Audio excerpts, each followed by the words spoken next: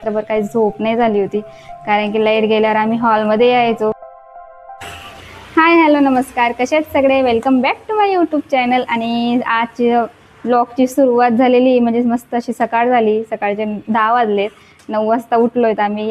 त्यांची रागेशची स्कूल होती, पण आम्ही 9 वाजता उठल्या कारणाने म्हटलं आता उठवायचं कसं, यांना रेडी कसं करायचं आणि टिफिन कसे बनवायचे.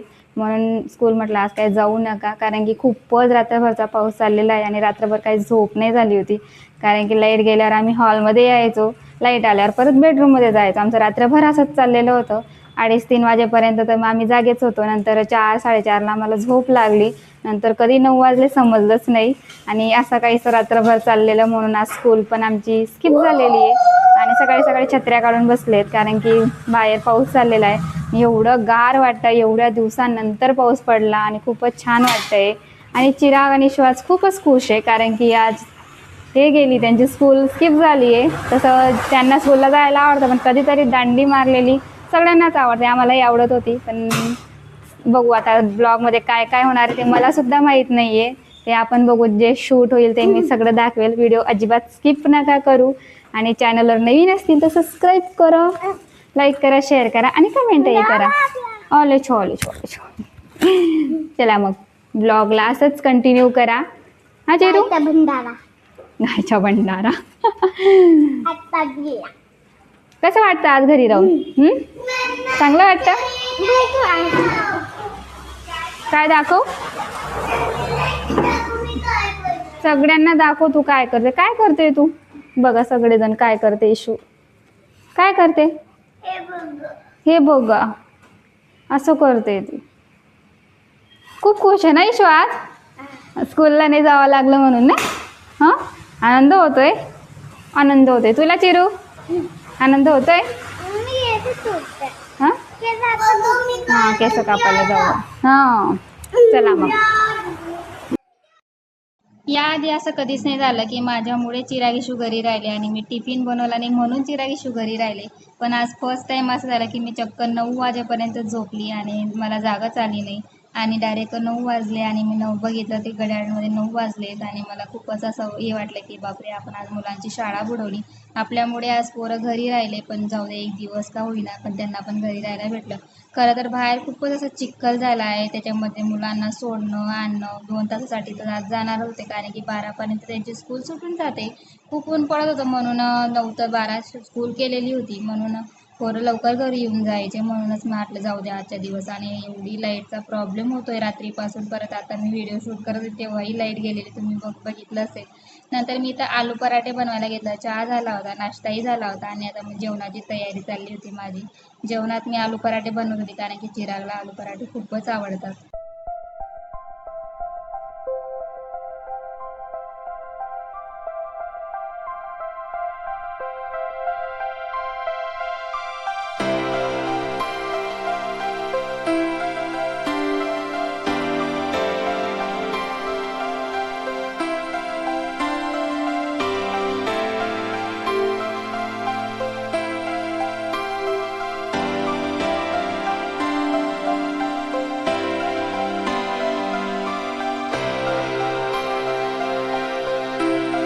इकडे बटाटे शिजत आहे, तेवढ्यात मी इकडे पीठ मळायला घेतलं. पिठामध्ये थोडीशी हळद, मीठ आणि ओवा घातल्या होत्या आणि थोडंसं तूपही घातलं होतं. पीठ व्यवस्थित मळून घेतलं. आणि खूपच इंडक्शनवर मला प्रॉब्लेम होतो, म्हणजे प्रत्येक गोष्ट एकाच वस्तूवर करणं म्हणजे खूप इम्पॉसिबल वाटतं आणि खूपच टाईमही जातो. आणि आज एवढी लाईट जात होती ना, म्हणजे प्रमाणाच्या बाहेर. 5-5 मिनटात जसे तसे बटाटे शिजवले. आणि प्रत्येक बायका जुगाड करता का माझ्यासारखा, तर नक्की मला कमेंटमध्ये सांगा. तर थोडं तुपाची पिशवी काढलं होतं मी सकाळी तूप, त्याच्यात थोडं तूप होतं, तेच मी तर पिठाला लावून घेतलं आणि मस्त कणिक अशी मऊ करून घेतली. नंतर बटाटे मॅश करायला घेतले आणि जेवढे बटाटे आपण व्यवस्थित मॅश केले ना, तर तेव्हाच पराठे व्यवस्थित लाटले जातात. हे बटाट्याचा थोडासा तुकडा जाड राहिला ना तर पराठा बी फाटतो. आणि मस्त इथं पराठाही रेडी झाला होता.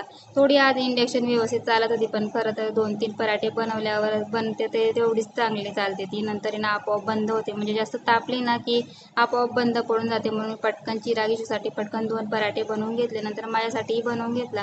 ही जी चिंचची चटणी ना, याची मी फुल रेसिपी शॉर्ट व्हिडिओमध्ये शेअर केली, तर मला जर आवडत असेल तर नक्की बघा आणि बनवून बघा. खूप छान झाली आहे, टेस्टला तर एवढी मस्त आहे.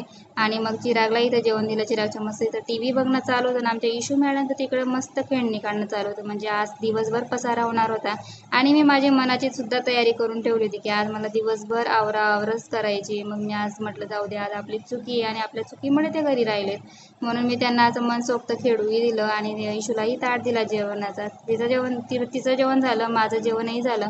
नंतर मी जे पसारा होता तो सगळा आवरायला घेतला. 2-3 पराठे उरले ते लाटून इथं टाकून दिले. म्हटलं इथं शिजत राहतील. नंतर भांडी आवरायला घेतली.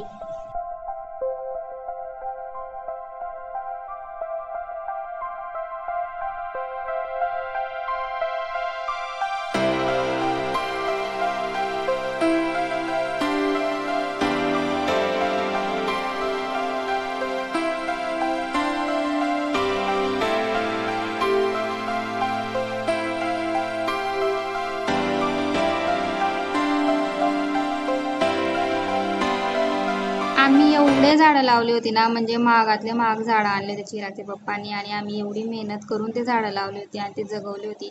आणि ते जेव्हा गावावरून आल्यावर ते झाडांकडे बघितलं ना, खूप वाईट वाटलं. म्हणजे आपण एवढं जसं करतो लहान मुलांना तसं आपण झाडंही वाढवतो आणि ते असे मेलेले बघून खरंच खूप वाईट वाटतं. मग आज मी विचार केला की मी आता अजिबात झाडं आणणार नाही आणि लावणार नाही. जे आपलं घरगुती आहे ते लावायचं आणि काढायचं आणि त्याची भाजी बिजी बनवायची. मस्त इथे मी धने टाकत होती काय जेणेकरून कोथिंबीर खायला भेटेल. सगळ्या कुंड्यांमध्ये मी धनेच टाकले आणि आपण एकच व्यवस्थित एक छोटीशी तुळस लावू असा विचार केला होता आणि सगळ्या इथं मी धने टाकून दिले. काय याच्यात मेथीही टाकली होती, बघू आता काय येतं काय नाही ते. आणि नंतर मी तर टेबल आवरायला घेतला. खूप दिवसापासून चाललं होतं की आवरायचं, कारण की जेवढ्या पण वायरी आहेत ना सगळ्या एकमेकांमध्ये गुंतलेल्या होत्या आणि सगळं अजिबात चांगलं ते दिसत नव्हतं आणि तोच मी तर आवरायला घेतला. आणि पोरं घरी राहिले की त्यांची मध्येच लुडबुड चालते, का बरं काढते, कशाला काढते, हे का बरं केलं, ते का बरं केलं. चिरागचं तर खूप चाललेलं असतं की का बरं टी व्ही काढते, आता मी काय बघू. आणि तो आज घरी होता म्हणून म्हटलं आज जरी हे काढलं नाही आणि आज दिवसभर टी व्हीतच राहील म्हणून मी ते काढून घेतलं आणि सगळं आवराआवर करून घेतली. आणि काहीतरी एक वस्तू आवरली ना तर आपल्यालाही चांगलं वाटतं की आपण आज एक काम व्यवस्थित केलं आणि एक काम आपलं आज पार पडलं. सगळा टेबलही खूप घाण झाला होता, सगळा टेबल पूर्ण क्लीन करून घेतला. इथं आहे ना जास्त तरी ना इशूच्याच वस्तू राहतात, म्हणजे ते सिक्रेट रूम म्हणतात ते दोघं जण, त्याचा बी आहे आणि हा इशूचा सिक्रेट रूम आहे असं त्यांचं दोघांचं चाललेलं असतं. आम्ही जेव्हा गावावरून आलो ना तेव्हा सगळं घर क्लीन केलं होतं, तरी सुद्धा एवढी घाण झाली होती ना, वाटलं नव्हतं. जेव्हा आम्ही हा टेबल सरकवला आणि मागे बघितलं ना पूर्ण घाण झाली होती आणि आम्ही पूर्ण घर धुतलं होतं तरी सुद्धा एवढी धूळ येते आणि एवढी घाण होतात ना की मुलं राहिले घरात तर प्रत्येक घरात घाण होतेच आणि ते आवरावर करावीच लागते. पण आपण आठवड्यातून महिन्यातून एकदा जे आवरावर केली ना तर घर जास्त घाण होत नाही आणि क्लीनही राहतं.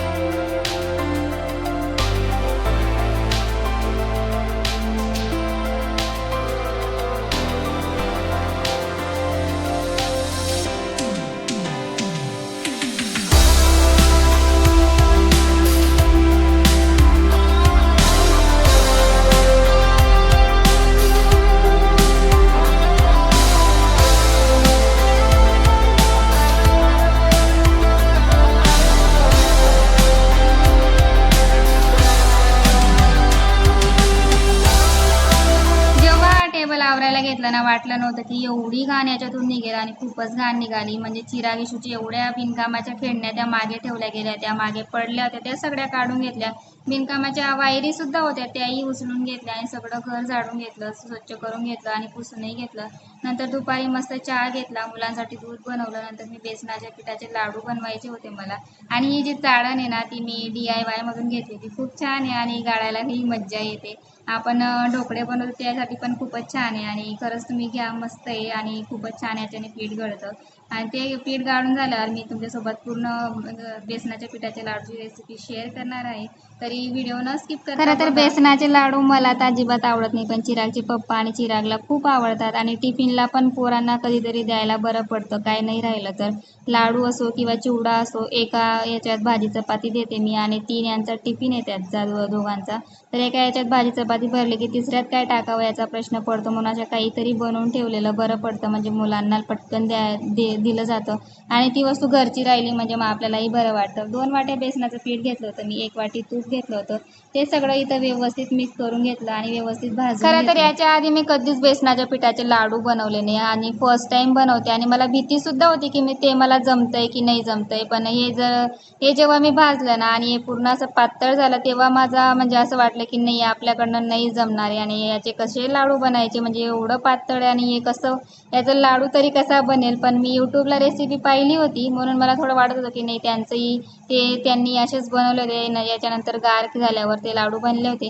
त्याच्यानंतर ही ट्रिकसुद्धा मी यूट्यूबलाच पाहिली. थोडंसं पाणी टाकायचं म्हणजे आपल्याला जे बेसन पिठाचे लाडू जे दाताला चिटकतात ते चिटकणार नाही आणि मी तीसुद्धा ट्रिक इथं ट्राय केली आणि बघू आता कसे बनतात ते पुढे. आणि मी नंतर हे पूर्ण भाजून घेतलं व्यवस्थित, लालसर होईस्तोवर भाजल्यानंतर मग एका ताटात थंड होण्यासाठी काढून घेतलं पूर्ण मिश्रण. या लाडूंमध्ये ना तुम्ही काजू बदामही घालू शकता, पण चिरागिशूला आवडत नाही म्हणून मी काय ते घातलं नाही. माझ्याकडे जायफळ होतं ते मी टाकून घेतलं, थोडी वेलची पूड टाकून घेतली म्हणजे टेस्टलाही चांगले लागतील आणि सगळं व्यवस्थित मिक्स करून घेतलं. थंड व्हायला ठेवलं, तेवढ्यात इथं मस्त चिरागिशूचं आवरणं चालू होतं.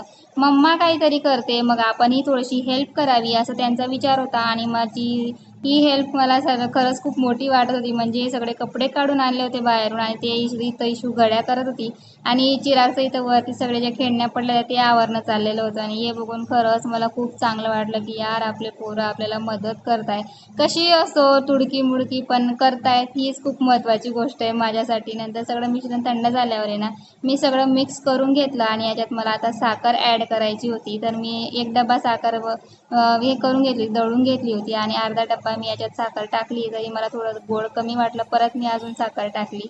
नंतर सगळं व्यवस्थित मिक्स करून घेतलं आणि जसं जसं आपण मिक्स करतो ना तसं तसं आणि बघा किती ओलं दिसत होतं. नंतर पूर्ण असं थंड झाल्यावर पूर्ण असं सुकलं. त्याच्यानंतर असं वाटत होतं की याचे लाडू बनतील का नाही आता, पण ते व्यवस्थित सुकलं आणि मस्त सॉफ्ट देखील झालं आणि मग व्यवस्थित मी हळूहळू छोटे छोटे लाडू बनवून घेतले आणि मलाही मस्त वाटत की यार, आज आपण काहीतरी मस्त ट्राय केलं आणि असं नवीन काहीतरी ट्राय केल्यावर आणि पहिल्यांदा केल्यावर जर ते जमलं ना, तर खरंच ते जे फिलिंग असते ना, खरंच खूपच वेगळी असते आणि सगळे लाडू मी इथं बांधून घेतले.